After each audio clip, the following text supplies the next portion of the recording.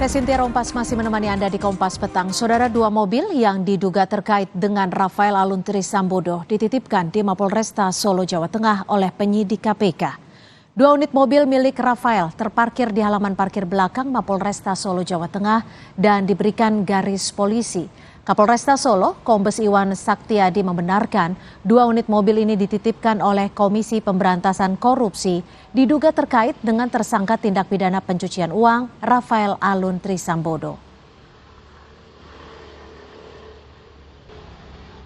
Yang disampaikan dari KPK itu kaitannya dengan RAT.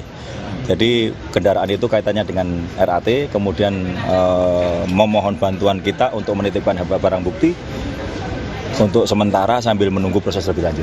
Itu awalnya barangnya berada di mana? Tetap berada di Solo? Untuk keberadaan barang asal muasalnya kami tidak dijelaskan, hanya penyidik KPK berkoordinasi dengan kami, kemudian menitipkan barang.